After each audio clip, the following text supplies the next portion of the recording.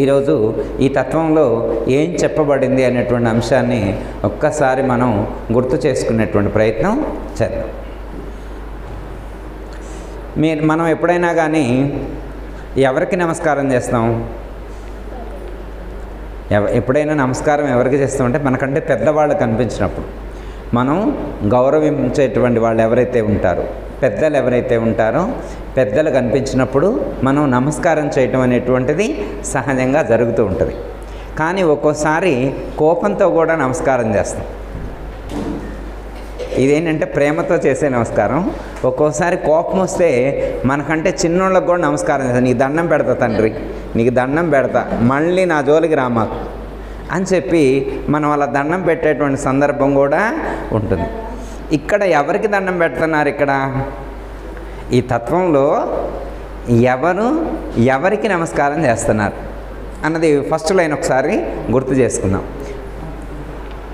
నమస్తే నమస్తే నీకు నమస్తే, మహారాజ మనసు గారు మహానమస్తే. నమస్తే నమస్తే నీకు నమస్తే, మహారాజా మనసు గారు నీకు నమస్తే. ఇప్పుడు మనసుని ఇక్కడ దేంతో పోల్చారు? మహారాజుతో పోల్చారు. మనసుని మహారాజుతో పోల్చటం అనేటువంటిది. మరి మనసు అంటే మహారాజా? ఏ సూర్యకుమారి గారు, మనసు అంటే మహారాజా అంటే మహారాజుకి ఎంత పవర్ ఉంటుంది అంటే, మహారాజు ఏం చెప్తే అది జరుగుద్ది, ఏం చెప్తే అది చేస్తారు. మహారాజుకి ఏం చెప్తే అది జరిగిపోయింది. మహారాజు ఆజ్ఞాపిస్తే చాలు, మహారాజు ఆజ్ఞాపిస్తే చాలు, ఏదైనా జరిగిపోయింది. అయితే మనసుకి అంత మహారాజు అని ఎందుకు చెప్పారు? మరి మనసు కూడా ఏదైనా ఆజ్ఞాపిస్తే జరిగిద్దా అమ్మ? మనసు కూడా ఏదైనా ఆజ్ఞాపించింది అనుకోండి, జరిగిద్దా? ఏం జరిగిద్దో లేదో ఒకసారి టెస్ట్ చేద్దాం, ఒకసారి చెక్ చేసుకోవచ్చు. మన మనసు చెప్పినట్లు మనం వింటున్నామా లేదా అనేటువంటి చెక్ చేసు. ఇప్పుడు మనసు వేరే మనం వేరేనా, మనసు మనం ఒకటేనా అనేది ఒకసారి అది కూడా మీరు రివ్యూ చేసుకోండి. ఈ లోపల మీరేం రివ్యూ చేసుకోవాలా? మనసు చెప్పినట్టు మీరు వింటున్నారా, మీరు చెప్పినట్టు మనసు వింటుందా అనేటువంటిది క్వశ్చన్ అనుకోండి. ఇప్పుడు మనసు వేరే మీరు వేరేనా, మనసు మీరు ఒక్కటేనా, మీరు చెప్పినట్టు మనసు వినాలా అనేటువంటిది కూడా ఒకసారి రివ్యూ మీరు ఆలోచించుకుంటే, ఈ లోపల వినుకుంటూ ఆలోచించుకుంటే దాన్ని కూడా మనం రివ్యూ చేసుకోవచ్చు. చిన్న ఎగ్జాంపుల్ ఒకటి చెప్పుకోవచ్చు.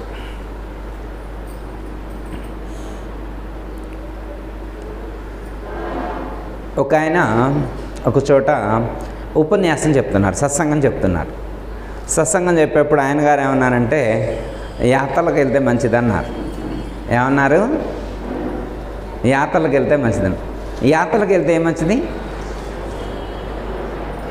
అమ్మ? యాత్రలకు వెళ్తే వాణకే యాత్రలకు వెళ్తే ఏమొచ్చింది? పుణ్యం వస్తుంది. అక్కడ ఉన్నటువంటి మహాత్ములకు సంబంధించినటువంటి జీవిత చరిత్రను మనం పఠించినప్పుడు వాళ్ళు ఎలా జీవించారు, వాళ్ళు ఎలా సాధన చేశారు, మనం ఎలా జీవిస్తున్నాం, మనం ఎలా సాధన చేస్తున్నాం అనేటువంటిది ఒకసారి రీచెక్ చేసుకునేటువంటి ఛాన్స్ కానీ అవకాశం కానీ మనకు ఉంటాయి. ఓకే, సరే ఈయన యాత్రలకు వెళ్ళమని చెప్పారని ఆయన యాత్రలకి బయలుదేరాడు. వెనకటి రోజుల్లో కదా ట్రాన్స్పోర్టేషన్ లేదు, వెనకటి రోజుల్లో ట్రాన్స్పోర్టేషను లేదు. ఏం చేసేవాళ్ళు అప్పుడు? బై వాక్, నడుచుకుంటూ వెళ్ళేవాళ్ళు. మరి ఆయన నడుచుకుంటూ వెళ్ళాలంటే మరి తినడానికి కావాలని కొంత ఫుడ్ ప్రిపేర్ చేసుకొని, చపాతీలు కొన్ని ప్రిపేర్ చేసుకొని బయలుదేరి వెళ్ళాడు. ఎన్ని రోజులు వస్తే చపాతీలు ఏం తీసుకెళ్ళి? మహా అంటే 3 రోజులు, తర్వాత గట్టిపడవు. మహా అంటే ఇప్పుడు సులోచన గారు లాంటి వాళ్ళు, శశికళ గారు లాంటి వాళ్ళు చేస్తే మెత్తగా ఉంటాయి. అందరూ చేస్తే మనలాంటి వాళ్ళు అందరూ చేస్తే అట్టుంటాయి, రాళ్ళలాగా తయారవుతాయి. అందరికి రాదుగా అమ్మ, కొంచెం ఎక్స్పీరియన్స్ ఉండాలి చపాతీలు చేయటంలో కూడా. అర్థమైందా? ఇప్పుడు గౌరీ ఉందనుకో మంచిగా చేసింది, పద్మకే అనుకో ఇట్లా, ఈ పద్మకే గారు కానీ కొంతమంది మంచిగా చేస్తారు, కొంతమంది ఎడ చేస్తారు రాళ్ళు అలాగనే ఉంటాయి అనమాట. అసలు అది వేరే విషయం అనుకోండి. వాళ్ళ ఎక్స్పీరియన్స్, వాళ్ళని అడిగితే ఏమంటారు? పంటి కింద ఆనొద్దా అంటారు. ఏంటండి ఇంత గట్టిగా చేశారంటే మా పంటి కింద ఆనొద్దు అంటారంటే వాళ్ళ ప్రాబ్లం వాళ్ళకి, వాళ్ళ గట్టిగా ఉంటేనే ఇష్టం అన్నమాట, అది వాళ్ళ ఇష్టం. ఓకే, ఈయన చపాతీలు పట్టుకొని మా ప్రయాణం కొనసాగిస్తున్న మధ్యలో కొంత దూరం వెళ్ళిన తర్వాత అయిపోయినాయి. ఎన్ని రోజులు వస్తాయి? తీసుకెళ్ళి అయిపోయినాయి. ఇక అయిపోయినాయి. పోనీ ఎక్కడ ఆకలి అవుతుంది, తిందామంటే మధ్యలో ఊరు లేదు, ఎక్కడ తిందామంటే దగ్గరలో మధ్యలో ఊరు లేదు. వెళ్తూ ఉన్నాడు. వెళ్తూ ఉంటే కొంత లెక్క వెళ్ళిన తర్వాత ఇక నడవలేని పరిస్థితి వచ్చింది. ఆకలి అవుతుంటే ఎందాక నడుస్తున్నాం, మనలాంటి వాళ్ళం అంటే ఎంత లెక్క నడుస్తాం, అందరు నడవలేరు కమ్మా. ఆయన నడవలేకపోయిండు. సరే అక్కడ ఒక చెట్టు ఉంటే చెట్టు కింద కూర్చున్నాడు. ఆ చెట్టు ఒక మామూలు చెట్టు కాదు, ఆ చెట్టు మామూలు చెట్టు కాదనమాట. అది ఒక స్పెషల్ చెట్టు, అది ఒక స్పెషల్ ట్రీ. ఏంటి ఆ ట్రీ అంటే, అక్కడ ఇంతకుముందు ఎంతోమంది మహాత్ములు తపస్సు చేశారు. ఆ చెట్టు కింద ఎంతోమంది మహాత్ములు తపస్సు చేశారు. ఆ కారణం చేత ఆ చెట్టుకు కూడా చాలా మహిమ ఉంది. ఆ చెట్టు కింద ఎవరైనా కూర్చొని ఏది కోరుకుంటే అదైతే, చెట్టు కింద కూర్చొని ఎవరైనా ఏది కోరుకుంటే అదైతే. ఇప్పుడు ఆయన ఆ చెట్టు కింద కూర్చున్న తర్వాత ఏమన్నాడు ఏంటంటే, నాకు బాగా దప్పికైతుంది, ఎండన పడొచ్చా, మంచి కూల్ కిన్లే వాటర్ ఉంటే బాగా అనుకున్నాడు. మామూలుగా కోరుకున్నాడు, కిన్లే వాటర్ కోరుకున్నాడు. వెంటనే 2 బాటిల్స్ వచ్చినాయి. ఎందుకంటే ఆ చెట్టుకి ఆ మహిమ ఉంది, చెట్టుకి ఆ మహిమ ఉంది కాబట్టి 2 లీటర్స్ వాటర్ వచ్చినాయి. ముందు 1 లీటర్ తాగిండు, ఇంకో లీటర్తో మొహం కడుక్కుండు. ఇప్పుడు ప్రశాంతం ఉంది, ఆ చెట్టు కింద చల్లగా ఉంది, హాయి కూర్చున్న తర్వాత అనుకున్నాడు, అబ్బా ఈ అడవిలో ఏం దొరికింది నాకు, ఈ టైంలో కనుక నాకు ఇష్టమైనటువంటి బిర్యానీ పెడితే ఎంత బాగుంటుందో అనుకున్నాడు. బిర్యానీ పెడితే ఎంత బాగుంటుందో. వెంటనే బిర్యానీ వచ్చిందండి. ఎందుకు ఆయన అనుకుంటే వచ్చిందే, ఆయన పవర్. అది పవర్ ఎవరిది? చెట్టు పవర్. ఆ చెట్టు పవర్ ఎవరిది? ఆయనది కాదు, చెట్టు పవర్ అనమాట. ఇప్పుడు బిర్యానీ అనగానే బిర్యానీ వచ్చింది. ఆకలితో ఉన్నాడుగా టక్క టక్క టక్క టక్క తినడు, ఇంకా చాలు అన్నదాకా తినడు. సరిపోయిందమ్మా, ఇప్పుడు మంచినీళ్ళు వచ్చినాయి, ఫుల్గా బిర్యానీ తినడు. అనుకున్నాడు కదా పడుకోవడానికి ఇక్కడ ఏం లేదు, పడుకోవడానికి కనుక ఒకటి మంచి డ్లన్ల పరుపు ఒకటి ఉంటే బాగా అనుకున్నాడు. ఇంటికాడ వాటి మీదనే పండుకుంటాడు, మామూలు బొంతలు వేసుకొని పండుకునే మనిషి కాదనమాట. కానీ పుణ్యం వస్తుందని యాత్రలుగా బయలుదేరిన కానీ లేకపోతే వెళ్ళే మనిషి కాదు. ఇప్పుడు ఆయన కోరుకున్నటువంటి కాస్ట్లీ బెడ్ ఒకటి ప్రొవైడ్ అయింది, కాస్ట్లీ బెడ్ ప్రొవైడ్ అయింది. అమ్మ ఇప్పుడు దాని మీద ఎక్కి కూర్చున్నాడు. మంచి బెడ్ వచ్చింది, మెత్త ఒకటి ఉంది, దీని తల కింద మంచిగా ఉంది అనుకున్నాడు. ఇంటికాడ ఉన్నట్లయితే మహా అయితే మంచిగా కిళ్ళీలు కట్టించేది, హాయిగా తినుకుంటూ మాట్లాడుకుంటూ ఎంత బాగుండేది అనుకున్నాడు. అంతలో ఒక భార్య వచ్చింది కిళ్ళీలు పట్టుకొని. అంతా బాగానే ఉంది కదా, మంచి కూలింగ్ వాటర్ వచ్చినాయి, మంచి కోరిన ఫుడ్ వచ్చింది, మంచి బెడ్ వచ్చింది, పడుకోవచ్చు, హాయిగా నిద్రపోవచ్చు, రిలాక్స్ అవ్వచ్చు కదా. వెంటనే కిళ్ళీ కావాలనుకున్నాం, కిళ్ళీ కూడా భార్య తీసుకొచ్చి ఇచ్చింది. సరే అంతా బాగానే ఉంది, ఎంత బాగుంది, అన్నీ బాగున్నాయి కదా అని అనుకున్న టైంలో ఒకసారి ఇప్పుడు ఏం పని లేదు కదా, తాపం లేదు, ఏం బాధ లేదు, రిలాక్స్గా ఉన్నట్టుగా ఒక్కసారి ఏం జరిగిందనేది రివ్యూ చేసుకుంటుంటాం. ఇవన్నీ వస్తున్నాయి, అంతా బాగానే ఉంది, నిజంగా వచ్చిన ఆమె నిజంగా నా భార్య అని అంటాం వల్ల అది దెయ్యమా అనుకున్నాడు. పవర్ అన్నమాట. దేని పవరు? ఈ చెట్టు పవరు. ఈయన ఏదనుకుంటే అది అవుద్ది, ఈయన ఏదనుకుంటే అది అవుద్ది. దెయ్యం అవుద్ది అనుకుంటే వెంటనే దెయ్యం అయిందండి. వామ్మో దెయ్యం, ఇదేమన్నా మింగిద్దా అనుకున్నాడు, ఇదేమన్నా మింగిద్దా అనుకున్నాడు. గుడుకు అని ఏమంటారు మీరు? మింగేసింది. అమ్మయ్య, ఆ పదం వచ్చింది మనకి, గుట్టుకు అని మింగేసింది. అంటే ఇప్పుడు ఆయన సత్సంగంలో యాత్రలు చేయాలి అని చెప్పడం తప్పు కాదు కమ్మా. యాత్రలకు వెళ్ళటం అనేది తప్పు విషయం కాదు కదా. మరి ఇప్పుడు యాత్రలకు వెళ్ళినటువంటి వాడు యాత్రలకు వెళ్ళి మంచి ప్రయోజనాన్ని పొందాలా, మరణాన్ని పొందాలా? కానీ చూడండి, ఆయన ఏది అడిగితే అది ఇవ్వడానికి సిద్ధంగా ఉన్నటువంటి ఒక మహిమాన్వితమైనటువంటి ఒక చెట్టు కింద కూర్చొని, మంచినీళ్ళు అంటే మంచినీళ్ళు, బెడ్ అంటే బెడ్, ఫుడ్ అంటే ఫుడ్, గోల్డ్ అంటే గోల్డ్, సిల్వర్ అంటే సిల్వరు, డైమండ్స్ అంటే డైమండ్, ప్లాటినం అంటే ప్లాటినము, ఏదంటే అది ఇవ్వడానికి సిద్ధంగా, మనీ అంటే మనీ, ఏదంటే అది ఇవ్వడానికి సిద్ధంగా ఉన్నటువంటి ఒక మహిమాన్వితమైనటువంటి చెట్టు కింద కూర్చొని కూడా ఏం పొందాడు? మరణాన్ని పొందాడు, మృత్యువుని పొందాడు. అంటే వినాశాన్ని పొందాడు. ఏమయ్యాడు? వినాశాన్ని పొందాడు. ఓకే బాగా గురువుగారు వాడెవడో వినాశాన్ని పొందితే మాకెందుకు చెబుతున్నారు గురువుగారు, ఇది మాకేమన్నా అవసరమా? వాడంటే తెక్కలోడు కాబట్టి వినాశాన్ని పొందిండు. ఇప్పుడు మాకు అట్లాంటి ఛాన్స్ ఇస్తే మేమైతే అట్లా అవ్వం. ఒకవేళ మాకే గనక అలాంటి ఛాన్స్ ఇస్తే ఉమాదేవి గారు మనకిస్తే ఎట్లా ఎంత మంచిగా వినియోగించుకుంటాం, అవునా కదా?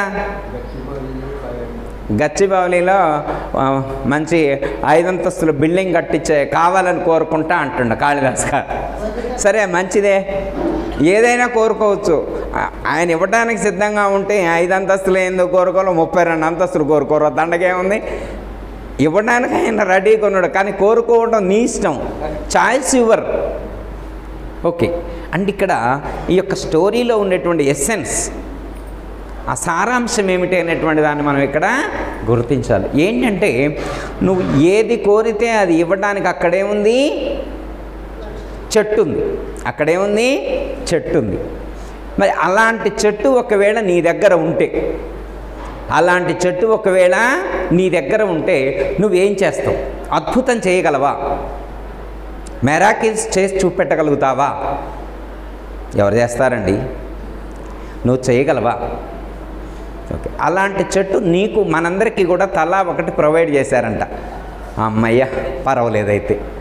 అలాంటి చెట్టు మనకి తలా ఒకటి ఇస్తే ఇంకా మనకి లేనిదేముందమ్మా? గురువుగారు ఇస్తే చెట్టు కనపట్టలేదు, ఏడుందో చెప్పండి అంట. అలాంటి చెట్టు ఇస్తే ఎక్కడుందో చెప్పండి, కనపట్టలేదని అంటారు. ఒక సంచిలో ఏమైనా ఉందా, మా ఇంట్లో ఏమన్నా బీరువాల లాకర్లో ఏమైనా ఉందా, లేకపోతే మా ఇంటి వెనక పెరట్లో ఉందా, మా ఊర్లో ఉందా, మా పేరు మీద 2 ఎకరాలు అక్కడ ఉండి ఆ పొలంలో ఏమన్నా ప్రొవైడ్ చేసిండానని అనుకోవచ్చు. అక్కడెక్కడో లేదమ్మా. ఆ చెట్టు ఏదో కాదు, శరీరమే చెట్టు. ఏది చెట్టు? శరీరమే చెట్టు. ఇప్పుడు పరమాత్మ ప్రొవైడ్ చేస్తున్నటువంటి చెట్టు అర్థమైందిగా అమ్మ?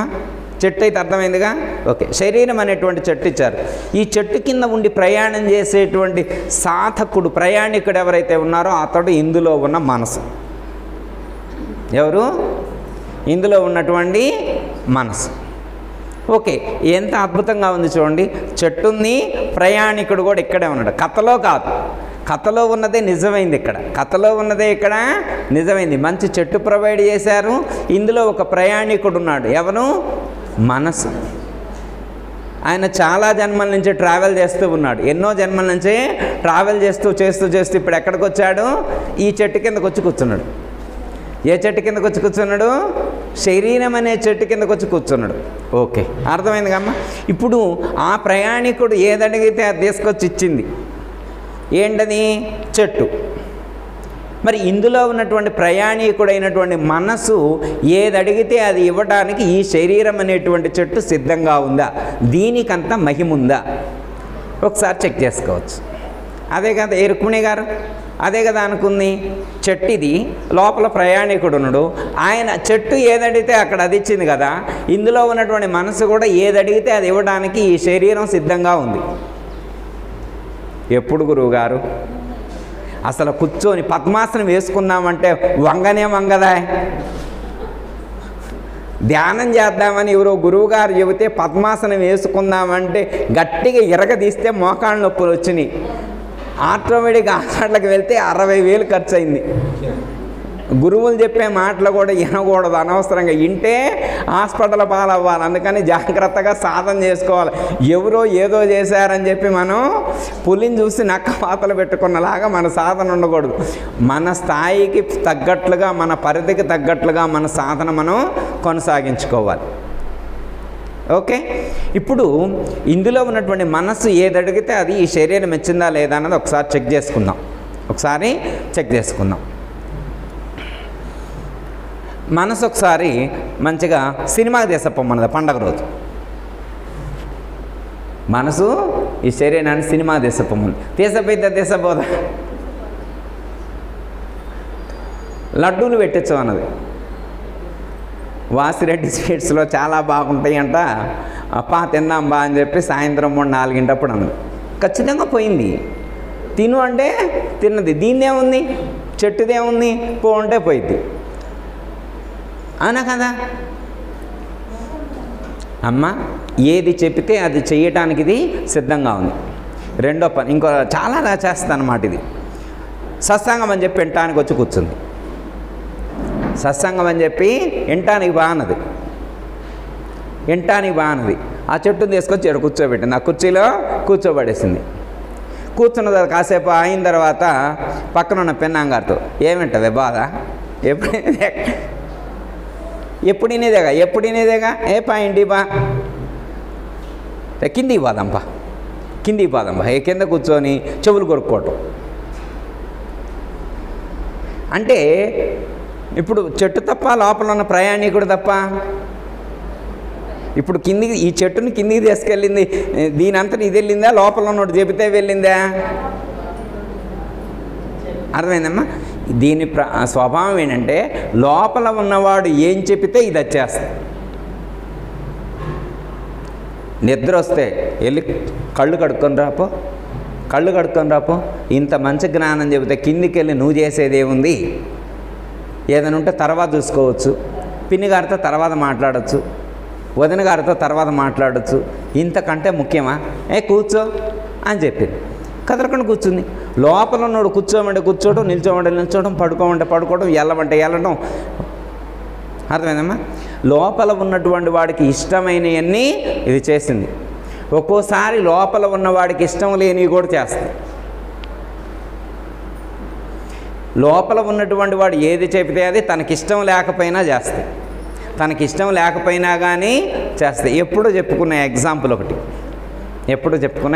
ఒకటి గుర్తు చేస్తామ్మా. మొన్న కార్తీక పౌర్ణమి సోమవారం వచ్చింది. ఏ వారం వచ్చింది?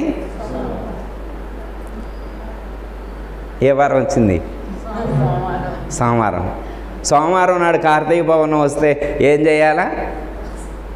ఆ రోజు స్నానం చేయరంటగా అమ్మ. కార్తీక మాసంలో సోమవారం పౌర్ణమి వస్తే స్నానం చేయరంట, ఫుల్గా తిని పడుకోవాలంట. తెలుసా మీకు ఈ విషయం?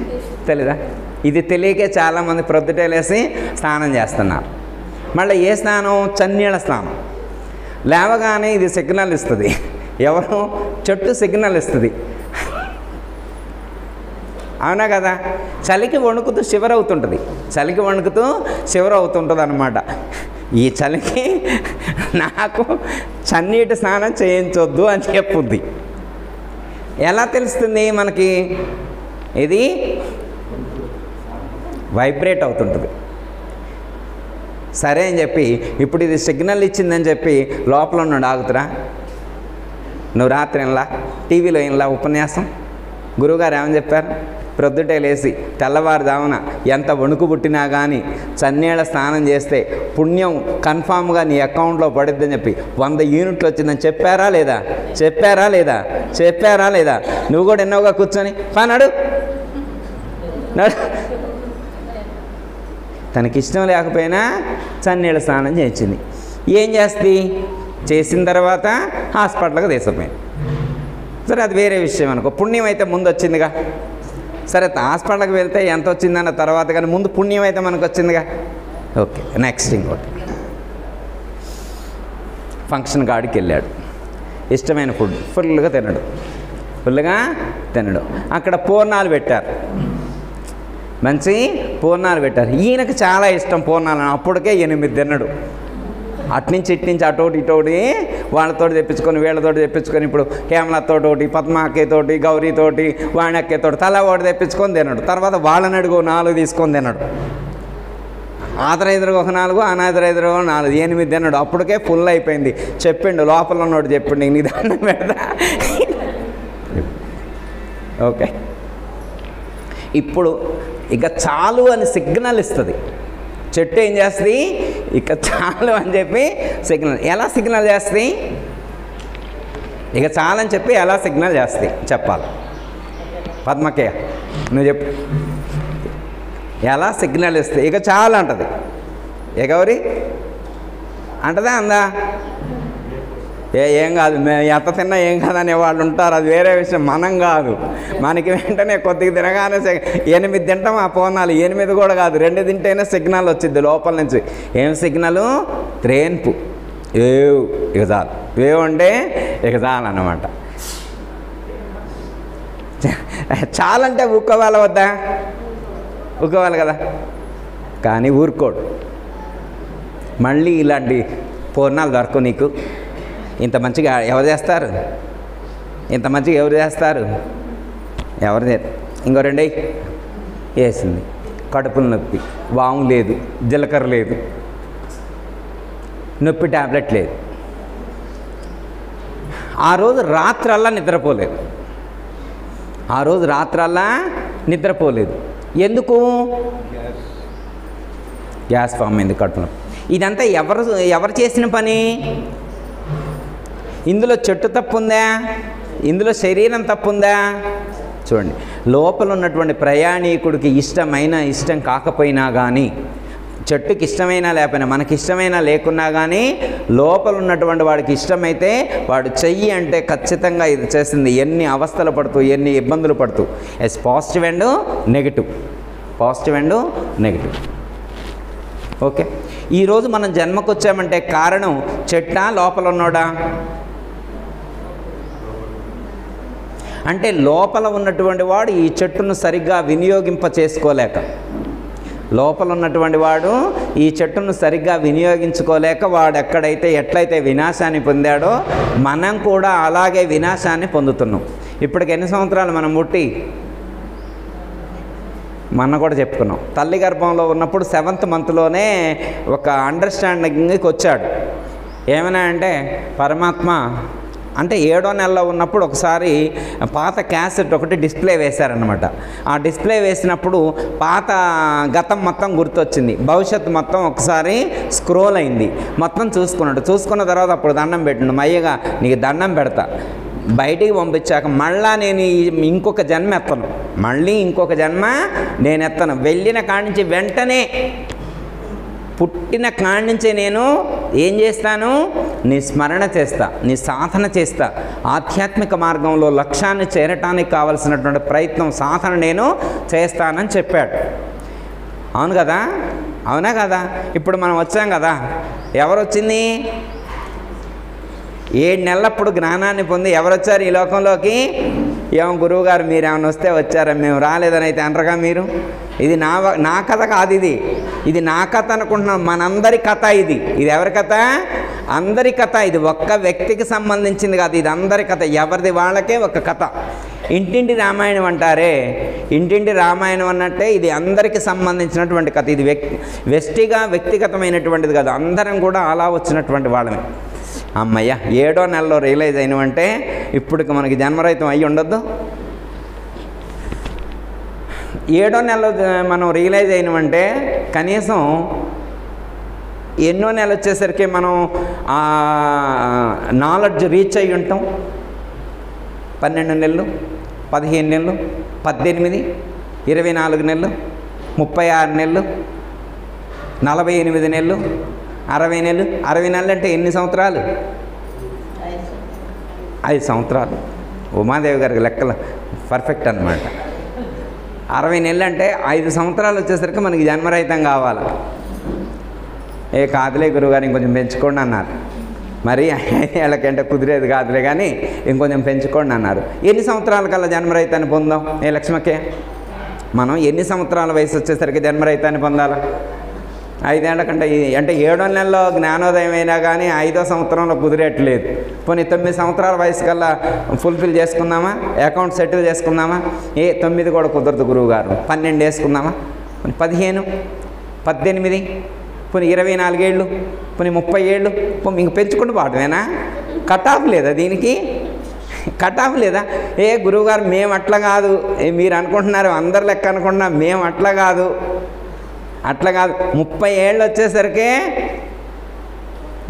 వచ్చేసరికి మొత్తం ఫుల్ఫిల్ అయిపోవాల్సిందే. ఇంక అసలు ఒక్క సెకండ్ కూడా దాటే పని లేదు, 1 మినిట్ కూడా దాటే పనే లేదు. మొత్తం పూర్ణ స్థితిలో ఉన్నాం మేము.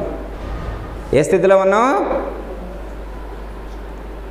ఇంద్రియాలు కంట్రోల్లో ఉన్నాయి, మనసు కంట్రోల్లో ఉంది.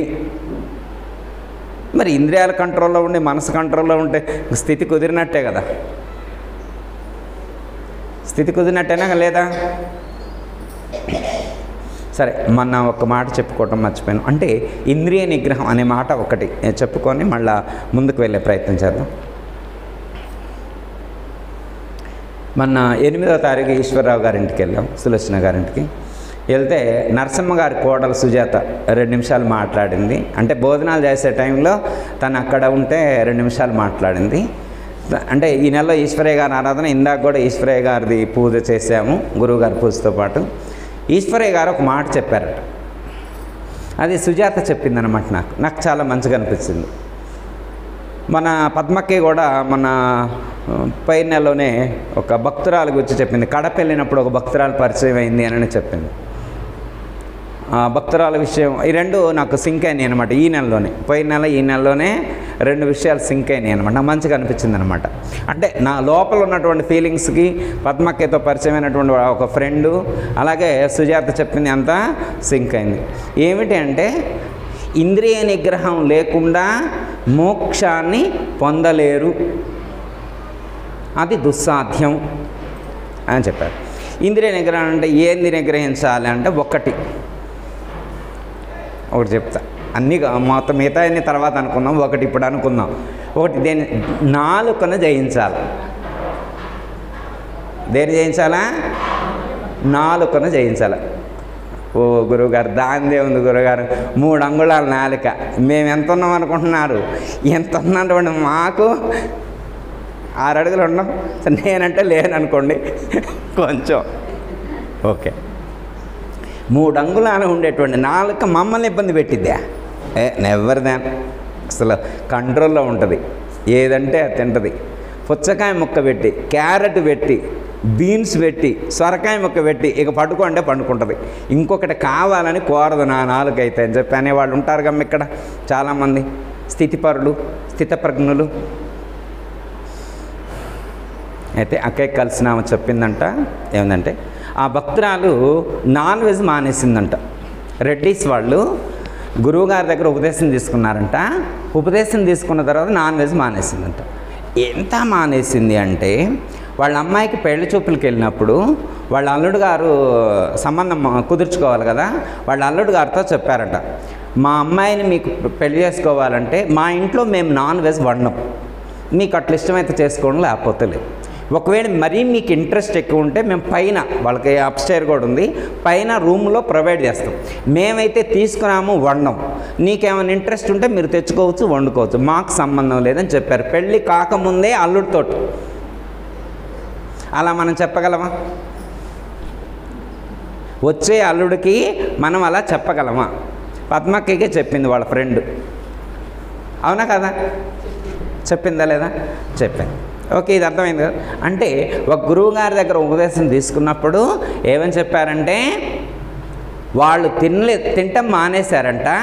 నెక్స్ట్ వాళ్ళ ఇంట్లో వాళ్ళ అమ్మాయికి పెళ్లి చేసేప్పుడు వాళ్ళ ఇంటికి వచ్చేటువంటి అల్లుడు, కోడలు వేరే విషయం, కోడలు అంటే మన ఇంటికి వస్తుంది కాబట్టి చెప్పొచ్చు, కానీ అల్లుడు బయట అబ్బాయి అయినా కానీ అల్లుడికి కూడా ముందే కన్విన్స్ చేశారు, మేము తినం, మీకు మేము పెట్టం, మేము వండం, నాట్ కుక్. ఒకవేళ మీకు మరీ అంత ఇంట్రెస్ట్ ఉంటే మీ ఇంట్లో మీరు ఎట్లయినా తినండి, మాకు సంబంధం లేదు, కానీ మా ఇంట్లో మేము అరేంజ్ చేయం. మంచిగా అనిపించింది నాకైతే. రెండోది సుజాత ఏం చెప్పిందంటే ఈశ్వరయ్య గారు ఒకటే అన్నారంట, జిహ్వ చాపల్యాన్ని విడిచిపెట్టలేనటువంటి వాడు మోక్షాన్ని ఎలా పొందుతాడు? నాలుకను జయించినటువంటి వాడు అసలు ఇక్కడే దాటలేడు, ఇక్కడే అడిగేయలేదు, ఇక పరిపూర్ణం నాకేం పోతారు?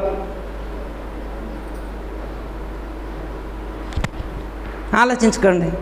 ఇప్పుడు మనం పరిపూర్ణమా కదా? తినొచ్చు అన్నారండి, తప్పు లేదన్నారండి, అది వేరే విషయం, మీ ఇష్టం, అది ఎవరిష్టం వాళ్ళది. ఇప్పుడు ఎవరిని నేను వద్దంటలేదు, తినవంటలేదు, ప్రోత్సహించట్లేదు. మనకు ఇంద్రియ నిగ్రహం కలిగిందా లేదా అనేది మనల్ని మనం చెక్ చేసుకోవాలి.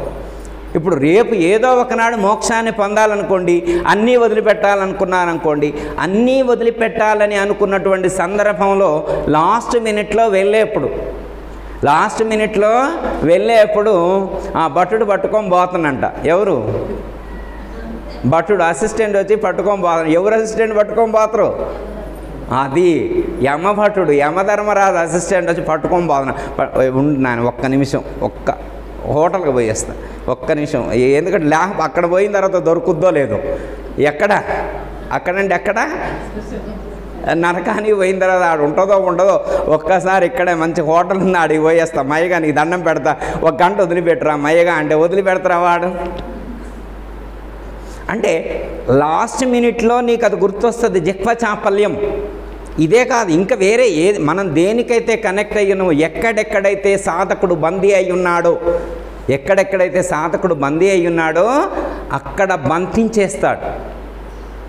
మనం ఆ బంధాలన్నింటినీ తెంచుకొని ఉండేటువంటి ప్రయత్నం చేయాలి. అర్థమైందా? ఆ బంధాలన్నీ తెంచుకోవడం కోసం రకరకాల పద్ధతులు చెప్తారు కదా. అర్థమైందమ్మా? సామ, దాన, భేద, దండోపాయం అంతేనమ్మా అనేది అంటారు. అంతేనా? నాకు పోయిందా వాణక్కయ్య? అంతేనా? సామ, దాన, భేద, దండోపాయం. సామ అంటే ఏంటి? బుజ్జగించి చెప్పడం. సామం అంటే ఏంటంటే బొదగించి చెప్పడం. మమ్మగా మయ్యగా నువ్వు తినమాకురా, లేకపోతే అది వినమాకురా, అటు చూడమాకురా, అటు వెళ్ళమాకురా, కొంచెం నిగ్రహం కలిగి ఉండరా అని చెప్పటం. రెండోది, ఒకవేళ నువ్వు కంట్రోల్లో ఉంటే నీకు ఇది ఇస్తా, దానం చేయటం, ఆశ చూపెట్టడం. ఇప్పుడు పిల్లవాడు స్కూల్కి వెళ్ళాను అనుకోండి, చాక్లెట్ ఇస్తా వెళ్తావా? స్కూల్కి చాక్లెట్ ఇస్తా వెళ్తామని అగు దానం చేసి కొంచెం వాడిని ఎంటర్టైన్ చేసి ముందుకు పంపేయటం. అట్లా లేదనుకోండి, చాక్లెట్ ఇచ్చినా వెళ్ళక, మంచిగా చెప్పినా వినకపోతే కొంచెం కోపంతో చెప్తారు. దాన్ని భేదము అంటారు. ఇక అట్లా కోపంతో చెప్పినా వినకపోతే ఏం చేస్తారు? లాస్ట్లో మూలలో ఉన్నటువంటి స్టిక్ పట్టుకొని కొడతారు, దండిస్తారు. అంటే చెప్పితే మనం ఇక అంత లెవెల్లో కాకుండా ఇది లో లెవెల్ అనమాట. మనం ఇప్పుడు స్టార్టింగ్లో ఉన్నాం. ఇక్కడ ఎక్కడున్నాం మనం? మనసుకి ఏమని చెప్తున్నాం? ఇక్కడ ఫస్ట్ లైన్లో ఏమని చెప్తున్నాం? నమస్తే నమస్తే నీకు నమస్తే, మహారాజ మనసు గారు నీకు నమస్తే, మహారాజ మనసు గారు మహానమస్తే, నమస్తే నమస్తే నీకు నమస్తే, మహారాజ మనసు గారు మహానమస్తే. ఇప్పుడు మనసుకు మనం నమస్కారం చేస్తున్నాం. మయ్యగా నీకు దండం పెడతాను, ఆయన వినరా, బుద్ధిగా ఉండరా, నీకు దండం పెడతారా, అటు ఎల్లమాకురా, అటు ఎల్లమాకురా. మనిషిని విలువైనటువంటి సమయాన్ని బంధించేటువంటిది ఏమిటి? ఇప్పటి కాలంలో ఉన్నటువంటి మనిషిని బంధించేటువంటిది, మన యొక్క విలువైనటువంటి జీవితాన్ని, కాలాన్ని హరించి వేసేటువంటిది ఏమిటి అంటే 2 చెప్పారు. ఏం చెప్పారు? 2 చెప్పారు. మీకు తెలిసే ఉంటుంది, అయినా కానీ మళ్ళొకసారి సందర్భం కాబట్టి గుర్తు చేసుకోండి. 2 నేను ఒకటి చెబుతా, రెండోది మీరు చెప్పాలి. పద్మక్కయ్య నేను ఒకటి చెబుతా, రెండోది మీరు చెప్పాలి. ఒకటి టీవీ, ఒకటేంటి? టీవీ. రెండోదండి మీరు చెప్పండి. ఫోన్. మీకు బాగా గుర్తు అన్నమాట. అంటే మీరు ఎక్కువ వాడరు కాబట్టి మీకు తెలియదు, కానీ వేరే వాళ్ళు బాగా వాడతారు. అసలు మనం రోజు మొత్తం మీద ఎంత అర్ధగంట కంటే ఎక్కువ వాడమని నేను అనుకుంటున్నా. మీరు మరి సాధనగా టైం ఎటు సరిపోయింది మీకు? మీరు ధ్యానం చేయాలన్నా, మంత్రం చదవాలన్నా, సద్గ్రంథ పఠనం చేయాలన్నా కానీ మరి ఇంటి పనులు చూసుకోవాలన్నా ఫోన్ మీకాడ కలుస్తామా? కలుస్తుందా? కలవదని నేను అనుకుంటున్నా. అయినా కానీ మీరు ఫోన్ ఎక్కువ వాడుతున్నానంటే తగ్గించుకునే ప్రయత్నం చేయాలని చెప్పి కోరుకోవటం. అర్థమైందమ్మా? మన యొక్క విలువైనటువంటి సమయం మొత్తం ఎక్కడ పోతుంది అంటే టీవీ కాడ, ఫోన్ కాడ. సపోజ్ ఉదాహరణకి మనం రోజు మొత్తం మీద టీవీ కానీ ఫోన్ కోసం కానీ 1 గంట కేటాయిస్తామమ్మా, ఇంకెక్కువ కేటాయిస్తామా? ఫోన్ పట్టుకొని రోజు మొత్తంలో అర్ధగంట నేను చెప్తుంటా, ఎక్కడ ఆపమంటే అక్కడ ఆపుతా. మనం ఎంతసేపు వాడుతున్నామని. పావు గంట, అర్ధగంట వాడుతున్నారా? గంట వాడుతున్నారా? 2 గంటలు వాడుతున్నారా? 3 గంటలు అంటే 2 కలిపి, ఫోను టీవీ 2 కలిపి 4. ఎవరు చేయత్తట్లే, ఇంకా ఆపమంటే ఇంకా ఎక్కువ వాడుతున్నారా అంటే 4-5 గంటలు కూడా దాటి వాడుతున్నారా మీరు? ఒక రోజల్లా టీవీ కాడ, ఫోన్ కాడ ఏమంటున్నారా? ఏ గురువుగారు ఫోన్ మాట్లాడడం కూడా తప్ప, ఫోన్ చూడటం కూడా తప్ప, మేమేం చూస్తున్నాం అనుకుంటున్నారు? మన గురువుగారి విషయాలేగా, ఆధ్యాత్మిక విషయాలేగా ఫోన్లో చూసేది కూడా. మేమేమైనా సినిమాలు చూస్తున్నామా, సీరియల్ చూస్తున్నామా? పెట్టుకుంటే ఈ ఆధ్యాత్మికాన్ని చూస్తున్నాం, అది కూడా తప్పేనా? మంచి విషయాలు వినటం కూడా తప్పేనా? మంచి విషయాలు వినొచ్చని చెప్పారు కదా గురువుగారు మీరు. మన అవి చూడటం కూడా తప్పేనా అంటే మా మంచి విషయాలు చూస్తే నేను కాదు ఎవ్వరూ తప్పనరు. అంటే మీరు దాన్ని సద్వినియోగం చేసుకున్నట్టు గుర్తు. మీరు సరిగ్గా మహాత్ములు చెప్పేటువంటి విషయాలు మీరు ఫోన్లో సరిగ్గా వింటున్నారంటే నెలకి ఇక్కడికి ప్రతి నెల పౌర్ణానికి 200 మంది రావాలి. మీరు సరిగ్గా ఫోను మహాత్ములు చెప్పింది చెప్పినట్లుగా మీరు ఆచరిస్తే ఎంతమంది రావాలి? పౌర్ణానికి మినిమం 200 మంది రావాలి. రావట్లేదంటే ఫోన్ మీరు సరిగ్గా వాడట్లేదని నేను అనుకుంటున్నా. టీవీ కూడా మీరు సరిగ్గా వాడట్లేదేమని నేను అనుకుంటున్నా. సరిగ్గా వాడే ప్రయత్నం చేయండి అమ్మా. అందులో ఏం చెప్పారో చెప్పినట్లుగా ఆచరించేటువంటి ప్రయత్నం చేయాలి. ఓకే అమ్మా. లేకపోతే మన యొక్క విలువైనటువంటి సమయం దుర్వినియోగం అవుతుంది. అయితే అయింది. ఇప్పుడు దండగే వచ్చింది మనకి. వానకే ఇప్పుడు టైం అయిపోతే అయిపోయింది. ఏముంటుంది? తెల్లారడం పొదుకోకడం, తెల్లారడం పొదుకోకడం. ఇప్పుడు ఏమి లాభం మనకి? ఇప్పుడు టీవీ చూస్తే ఏంటి, చూడకపోతే ఏంటి? ఫోన్ చూస్తే ఏంటి, మనకి వెళ్ళంది ఏముంది? మనకి ఏమైనా ఇబ్బంది ఉందా? మనం చూడొద్దని చెప్పేవాళ్ళు ఎవరు? ఎవ్వరూ ఏమీ చెప్పరమ్మా. అర్థమైందమ్మా? మనల్ని మనమే చూసుకొని వెనక్కి తిరిగి చూసుకొని రియలైజ్ అవ్వాలి. మనలో మార్పు రావాలి. మార్పు రాకపోతే జీవితం వృధా అవుతుంది. అంటే వృధా అవుతుందంటే ఏంటి గురువుగారు? ఏమవుతుంది? ఏం కాదమ్మా, ఇంకో జన్మనెత్తవలసినటువంటి పరిస్థితి వస్తుంది. ఇంకో జన్మనెత్తవలసి వస్తే రాని ఏమైంది అనగదు. ఇప్పుడు ఎన్ని జన్మలు ఎత్తాయి? ఇంతకుముందు కొన్ని లక్షల జన్మలు ఎత్తాం. ఏమైనా ఎక్స్పీరియన్స్ తక్కువ అనుకుంటున్నారా మాకు? కళ్యాణి గారు మాకేమైనా ఎక్స్పీరియన్స్ తక్కువ, కానీ ఇంకో 2 ఎత్తుతాము, ఇంకో 4 ఎత్తుతాము. ఏం కాదులే గురువుగారు, మీరు మమ్మల్ని మరీ అంత కంట్రోల్ పెడుతున్నానని అనుకుంటున్నారా? అనుకోదు. ఏం కాదమ్మా, వస్తే బాగానే ఉంటుంది. మళ్ళీ మానవ జన్మే వస్తే ఏం కాదు, వేరే ప్రాబ్లం ఏం లేదమ్మా. మళ్ళీ మానవ జన్మే వచ్చిందనుకో అమ్మ, ఏం ప్రాబ్లం లేదు. ఏం ప్రాబ్లం ఉంటుందమ్మా? ఇప్పుడేముంది? ఏం లేదు. ఒకవేళ మానవ జన్మ కాకుండా వేరే జన్మ వచ్చిందనుకో ప్రాబ్లం ఉండే అవకాశం ఉంటుంది. అంటే ఎలాంటి జన్మ వస్తుంది గురువుగారు? అంటే ఎలాంటి? ఒకవేళ నక్కలా పుట్టే అవకాశం ఉంటుందా? పుట్టచ్చు. పిల్లిలాగా, ఈగలాగా, దోమలాగా, కుక్కలాగా, ఏమైంది గురువుగారు? అవన్నీ బతకట్లేదా? ఇప్పుడు పిల్లి అయితే మాకేమన్నది అండగా, ఎలుకైతే మాకేమన్నది అండగా, అవి బతకట్లేదా? వినాయక చవితి వస్తే ఎంత ఎంటర్టైన్మెంట్. కుక్క జన్మ ఎత్తాలి కానీ కాశీపోయి ఇచ్చిన వాళ్ళందరూ దండం పెడుతుంటారు బూరెలు దండేసి. మీకేం తెలుసు గురువుగారు? అసలు ఆ కుక్క జన్మలో ఉన్న మజా వేరు. ఎంత నమ్మకంగా చూసుకుంటే చాలు, కానీ ఏసీ కారులో తిప్పుతారు కుక్క జన్మ ఎత్తిది అనుకున్నారా గురువుగారు? మీకు అసలు తెలియట్లేదు. పర్వాలేదంటారా? ఏ జన్మ వచ్చినా పర్లేదమ్మా. ఈగైనా దోమ అయినా అమ్మ ఏదైనా పర్లేదు అనుకుంటే ఎత్తుదామమ్మా. ఒకవేళ వద్దనుకున్న వాళ్ళకే ఈ విషయాలు ఇవన్నీ, ఎవరికి వద్దనుకున్న వాళ్ళకే ఇవన్నీ చెప్పుకోవాలి. ఇప్పుడు మనం వద్దనుకుంటున్నామా, కావాలనుకుంటున్నామా? మీ ఇష్టం అమ్మ. వద్దనుకుంటే ఏం చేయాలో అది చేయాలి. ఒకవేళ మనకు వద్దనుకుంటే మళ్ళా ఇలాంటి జన్మ వస్తుందనే గ్యారంటీ లేదు కాబట్టి, ఎలాంటి జన్మ వస్తుందో తెలియదు కాబట్టి, ఆ జన్మలో అనేకమైనటువంటి ఇబ్బందులు ఎత్తాలి కాబట్టి మనకి మళ్ళా జన్మ వద్దు అనే కంక్లూడ్కి వచ్చినట్టేనా? వచ్చినట్టు. అయితే కంక్లూడ్కి వచ్చినప్పుడు తత్సంబంధితమైనటువంటి కర్మలు చేయాలి. తత్సంబంధితమైనటువంటి పద్ధతిగా మనం జీవించగలగాలి. అవునా కాదా? ఒక ఆయన ఐఏఎస్ కావాలనుకున్నాడు. ఏం కావాలనుకున్నాడు? కలెక్టర్ కావాలనుకున్నాడు. 3 నెలల్లో ఎగ్జామ్స్ ఉన్నాయని చెప్పారు. ఎన్ని నెలల్లో? 3 నెలల్లో ఎగ్జామ్స్ ఉన్నాయని చెప్పారు. రోజుకో సినిమాకి పోయి వస్తున్నాడు. సినిమాలంటే చాలా ఇష్టం. రోజు ఒక సినిమాకి, లేకపోతే వాళ్ళ ఫ్రెండ్ తోటి రోజుకు ఒక హోటల్కి వెళ్ళి వస్తుండు. ఇప్పుడు కలెక్టర్ అవుతురా? ఎందుకు కాడు? చదవాలా కలెక్టర్ కావాలంటే? వాణకే కలెక్టర్ కావాలంటే చదవాలా? మరి అదేంది? మరి మోక్షం కావాలంటే మమ్మల్ని ఏమైనా చేయమంటారా ఏంటి? జన్మరహితం కావాలంటే మమ్మల్ని ఏమైనా చేయమంటారా ఏంటి? భలే ఉందిలే గురువు గారు. అట్లేం లేదు కమ్మా. ఏమీ చేయకుండానే ఊరికనే వచ్చిందంట గురువు గారు మోక్షం. అది బద్ధకస్తులు చెప్పే మాటలు అమ్మ. చాలు. కొంతమంది చెప్తారు అక్కడెక్కడో రిజర్వ్ అయ్యి ఉంటుందని చెప్తారు. ఇక్కడ ఆయనకి హుండీలో డబ్బులు వేస్తే, లేదా ఆయన అకౌంట్లో డబ్బులు వేస్తే, ఆయన విభూతి పెడితే, ఆయన కుంకుమ పెడితే, ఆయన బొట్టు పెడితే, ఆశీర్వదిస్తే, రకరకాల ప్రసాదాలు ఇస్తూ ఉంటే అక్కడ కన్ఫామ్ అంట. ఎక్కడ? సీటు కన్ఫర్మ్ అంట. ఈయన ఏజెంట్లు ఉంటారంట అక్కడ. ఎక్కడమ్మా ఈయన ఏజెంట్లు ఎక్కడుంటారు? చెప్పట్లేదు ఏంటి? స్వర్గంలో ఈయన ఏజెంట్లు ఉంటారంట. ఈయన ఇక్కడ మనం ఇవ్వగానే అక్కడ వెంటనే అకౌంట్లో వాళ్ళు ఇక్కడ పేరు రాసుకుంటారంట.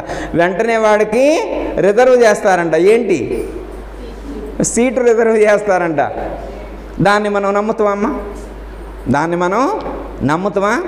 నమ్మం. మంది కమ్యూనిస్ట్ సిద్ధాంతం లాంటి కాంక్రీట్ అనమాట. మనం ఏది పడితే అది నమ్మం. పూర్తిగా విచారణ చేసి నిర్ధారణ చేసుకున్న తర్వాత మన అనుభూతికి అందిన తర్వాత మాత్రమే ఒప్పుకుంటాం తప్ప ఎవరో ఏదో చెప్తే మనం నమ్మం. ఒక ఆయన చెప్పారు, మీరు శ్రీశ్రీ పేరు విన్నారమ్మా? శ్రీరంగం శ్రీనివాసరావు గారు అంటారు. పక్కా కమ్యూనిస్ట్ అన్నమాట. నాస్తికంగా మాట్లాడతారు. ఏమని? ఎవరో వస్తారని ఏదో చేస్తారని ఎదురు చూసి మోసపోకుమా, ఈ నిజం మర్చి నిద్రపోకుమా అని. ఎవరో వస్తారని ఏదో చేస్తారని, ఆయన ఏదో మంత్రం పెడతారని, ఆయన ఏదో ఆశీర్వదిస్తారని, అమాంతం నిన్ను పైకి పంపిస్తారని, స్వర్గానికి పంపిస్తారని చెప్పి అనుకోవటం మన అవివేకం.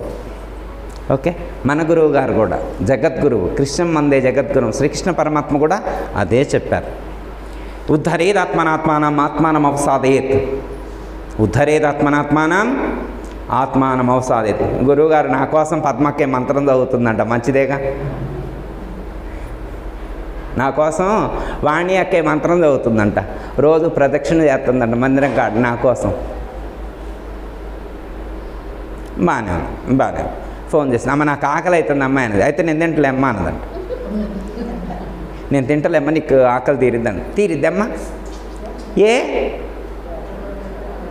తీరదా అంటే ఏంటన్నా? ఎవరిని ఉద్ధరింపజేసుకోవడం కోసం వాళ్ళే ప్రయత్నం చేయాలి. ఒకళ్ళను ఒకళ్ళు ఉద్ధరించరు. ఒకళ్ళ కోసం ఒకళ్ళకి ఇది అయ్యేటువంటిది కాదు. ఎవరి ప్రయత్నం వాళ్ళే చేయాలి. ఎవరి ఉద్ధరణ కోసం వాళ్ళే కృషి చేయాలి. ఉద్ధరేదాత్మనాత్మానం అని చెప్పి భగవద్గీతలో శ్రీకృష్ణ పరమాత్మ చెప్పినటువంటి దాని యొక్క అంశం అది. అందరికీ జై గురు. మరిన్ని ఆధ్యాత్మిక రహస్యాల కోసం అచల బోధ, ఆత్మబోధ, భగవద్గీత, అలాగే పండుగల్లో దాగిన అర్థాలు, అంతరార్థాల కోసం మరియు యోగము, ధ్యానము మొదలైన అనేక ఆధ్యాత్మిక తెలుగు ప్రవచనాల కోసం క్రింద ఉన్నటువంటి రెడ్ కలర్ సబ్స్క్రైబ్ బటన్ను క్లిక్ చేయండి. అలాగే ప్రక్కనే ఉన్నటువంటి గంట సింబల్ను నొక్కండి. అలాగే ఈ వీడియో మీకు నచ్చినట్లయితే లైక్ చేయండి మరియు షేర్ చేయండి. జై గురు.